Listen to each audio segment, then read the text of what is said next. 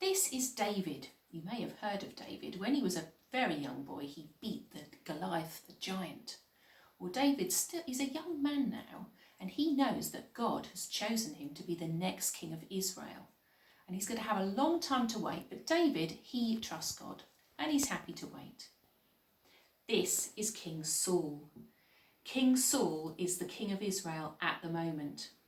He's done lots of things that makes God sad. He's not a very good king, and he's heard about David being the next king and being chosen by God to be the next king of Israel. And he's actually a little bit jealous of David, and he doesn't like him. And he decides that he doesn't like him so much. He hates him and he wants to kill him. So poor David has to run away with all his men. And Saul sets his army out to look for David all over. So poor David is having to run away. David runs everywhere, running away from Saul. He sees a cave, and him and his men go and hide in the cave. There he is hiding. While he's in a cave, he sees a shadow. It's King Saul. King Saul hasn't seen David and his men, and he really needs a wee. So he goes into the cave to have a wee. While he's having a wee in the cave, David's men say to him, David, now's your chance. God has definitely given you this opportunity. Why don't you really hurt Saul or kill him and we'll be rid of him? We won't have to keep running away the whole time. He's a really bad king anyway.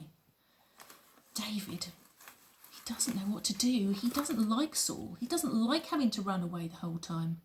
And he really, really is tempted to kill him. And he gets out his sword. Oh! And he thinks, oh, shall I kill him? I'll be rid of him forever if I do. And he manages to stop himself, and instead he cuts a bit off Saul's cloak. Saul doesn't even notice. He's so busy having his wee, he hasn't realised this is all going on. So he finishes his wee and he goes out of the cave. David and his men come out. They're safe. David's men are really cross. Why didn't you kill King Saul? Honestly, you've lost your chance now. But David is feeling bad. It was wrong of him to want to kill King Saul. He shouldn't have even cut that cloak off, but he did. So he says to his men, no, stop. We shouldn't. That was the wrong thing to do. And off they go.